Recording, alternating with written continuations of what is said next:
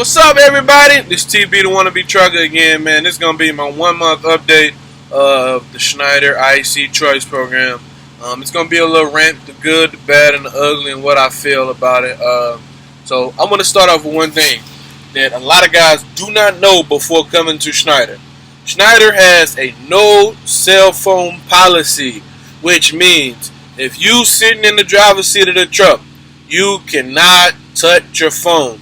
Even if you got a headset or Bluetooth, you got to sign this contract with Schneider.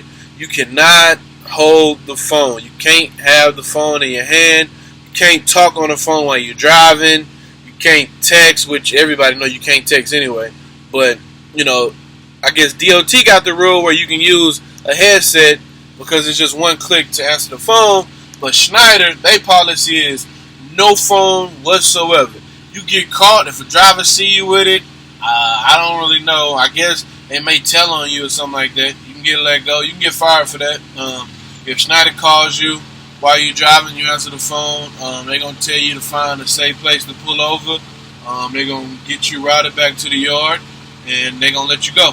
So Schneider has a no cell phone policy. Like, I didn't know that before I came in. I should have known because it was plenty of times where, before I came here, I had another trucking job, and my, what is the name of those people? Oh, my recruiter called me, and she was like, hey, are you driving? I'm like, yeah, I got a Bluetooth on. She's like, okay, well, I'm going to have to call you back when you're not driving. Or she'd be like, can you find somewhere safe to pull over so I can talk to you right quick? Stuff like that. And I never put two and two together, but, from that, I should have known, like, Schneider has a no cell phone policy, period, point blank. Schneider has a no cell phone policy. You cannot drive and have a phone, even if it's a headset. Schneider has a no cell phone policy, period, point blank. You get caught, you get fired. Simple as that. No ifs, ands, and buts about it. Also, Schneider has a hooking policy, a coupling policy. It's a certain way you gotta couple the trailer. You can't high cup, like where you going under the trailer and your trailer's too high, and then you get stuck under there. Then you gotta raise up the trailer some more. Go touch your damn fifth wheel, put it down, try to get from under. You can't. No high hooking. It's just they have, like I said in one of my orientation videos, like they have a coupling policy that you have to follow. And if you do not follow their coupling policy, when you're on the yard, when you're a receiver, when you're at a shipper, if you get caught, Schneider will. They may bring you in to show you how to couple over again, but after a while they're gonna end up letting you go because they have strict coupling policy. You gotta follow it. And also another thing is, if you live like outside of Missouri, I think it's a couple more states. You come to Schneider and get your physical. You have to. Schneider has an intense physical. You got the regular DOT physical, and then you got on top of that the Schneider physical, which is like a workout. Then you got to keep your blood pressure to a certain level. So I'm a big guy. It's hard, especially if you're on blood pressure pills or something like that. Like you gotta. They physical is strenuous. So, on top of the DOT physical, they got a Schneider physical, and that's just the way the Schneider goes. Also, if you're on a CPAP machine like me, I think the first time in 30 days, you got to take your little Respironic SD card to a terminal, and they got to be able to get the data off of it. So if you owner operator, you can use any CPAP machine you want to, but you just got to still be legal under the DOT rules. And I guess it's like you got to be 40 or 50% or something like that active per day. I just use mine every time I go to sleep, the entire time I sleep. So that's not really an issue, but you got to come in to an OC, or if you got a computer, and send them your download, or they'll shut you down until I think you like 34 hours I think it's 34 hours up to date on it, or something, or maybe it's a couple days. I don't know. But they will shut you down if you ain't using your CPAP machine.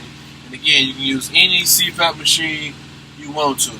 Then another thing that you gotta realize is Schneider has a reload policy, aka a relay policy. So that means is if something happens to your truck, if you can't make a delivery on time, anything like that, Schneider's gonna charge you $400 to get your load relayed. So it's gonna be $400 for you to get your load picked up by somebody else, unless it's an IC. If an IC relays your load, then you don't have to pay that $400. So if you know somebody who's in the area that you in, just let Schneider know this person gonna come pick up this load. I can't make it. My truck in the shop or something like that, and you don't got to pay the $400. And if you do, something happens to you, and it's messed up because, like, you know, there's a lot of stuff can happen where you can't make your delivery on time. But if Schneider company driver, somebody got to relay it, it's $400.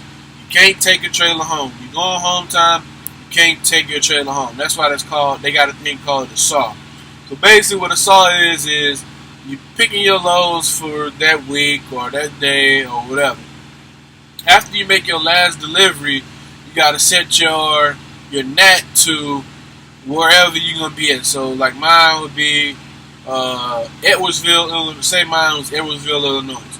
I set it to Edwardsville, Illinois, so from the point of my last delivery to Edwardsville, Illinois, they're going to find a place for me to drop my trailer in that time. And if you don't, I think it's like $100 and some a day, they charge you a storage fee for your trailer. So, yeah, that pretty much sucks. What else? They got another policy where it's very, very, very, very hard to get out of this policy. If you pick a load on the load board, you are pretty much stuck with it. I said it again. If you pick a load on the load board, you are pretty much stuck with that load. No ifs, ands, or buts about it. You're stuck with it. There are ways that you can get out of it. Maybe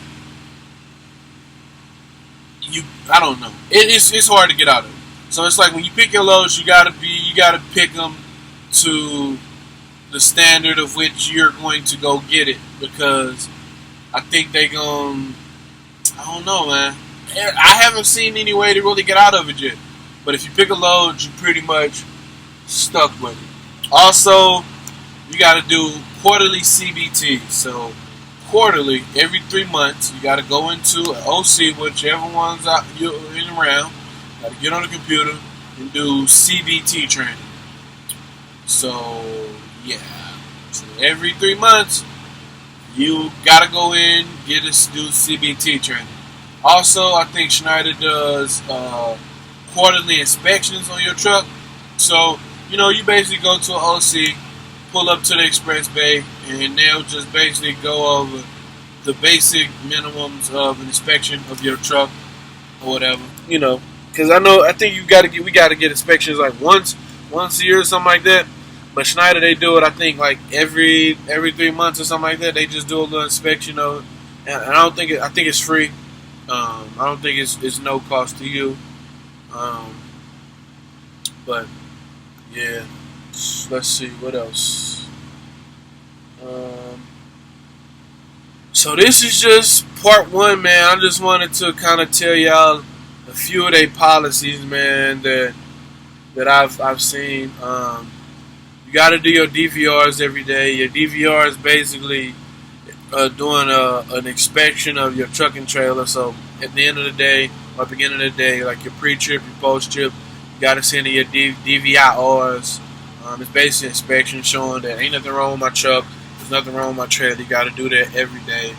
And then it's something that I've never done at a company, but under your hours of service on your Qualcomm, they got this thing called load info.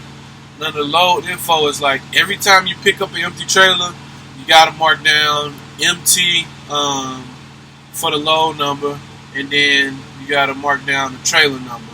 Or if you're picking up a load for each day, you're going to be out there. So say it's May 1st to May 3rd, I'm going to pick up a load. So all I got to do is put in that load number, whatever that load number is, put in my trailer number, and put in my bill of lading number. You got to do that every single time you pick up a new trailer or you pick up a new load. So it's a little bit of work. And also, you want to make sure you're reading your info. That's the Qualcomm cutting on. Every day you want to make sure you reading your info and your remarks about your load. Make sure you reading over that, because there's a lot of places out here, man, that you can go park overnight and you won't know, because you can't necessarily call them. You can shoot your ICA or ICR a message and be like, do you know if they have overnight parking? It's not saying on my Qualcomm. They'll call customer service and they can let you know that. But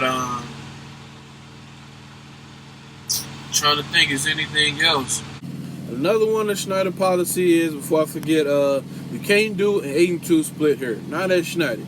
There's no 8 and 2 split. 8 and 2 split is basically you do 8 hours off duty or sleeper berth, and whatever hours you use, you get those. Whatever hours you didn't use, you get those back. At Schneider, you got to do 10 consecutive hours before you can start rolling. Another rule that sucks is detention. Detention here, it sucks to me, because it's like you don't get detention until after 6 hours. So you stuck at a receiver for 6 hours, you don't get paid for it, you just stuck there. It's nothing. Like a lot of the companies I work for, you get detention after 2 hours, but every trucking company is different. At Schneider, for us owner operators, man, you don't get detention after 6 hours, and I think it's only $50 after that. I think it's $50 an hour or something like that. I don't know, but it sucks, because it's like, to me, it's like, man, we stuck at a receiver trying to get unloaded or ship or whatever, and it's like, those 6 hours don't mean nothing. Like, you know, we lost those 6 hours driving time, we lost those 6 hours, and it's just, we don't get nothing for it. So that sucks more than anything. Also, here Schneider has the captain of your ship policy. So if you can't deliver a load because you're tired, sick, or something like that, Schneider's not gonna force you to drive. Safety is the number one option. So if you can't make the load on time because you're tired or weather or anything like that, you just need to let them know, and they'll let the customer know, pretty much. If you're tired, it's Schneider, you can't drive. This is the thing. If you took a 10-hour break and you're tired, you didn't get no sleep, for me, that's on you, because that's what our 10-hour break is for. But, you know, Schneider, you know, if you're tired, you can stop. Safety's first here at Schneider. Like I told y'all in the orientation video, at Schneider, drive safe, drive legal. That's all they care about. So this is part one, my Schneider RC rant. It ain't a bad rant. It's just, you know, letting guys know what they getting into before they get into it. Period. I wish I would have known some stuff, you know, and maybe it would have swayed my decision here or there, but, you know, I'm here now. Let's get it. It's TB, the wannabe trucker. Like, subscribe, whatever, you know what I'm saying? I'm just trying to keep y'all updated, up informed with the truth. Nothing but the truth. It's TB, the wannabe trucker. Part 2 coming.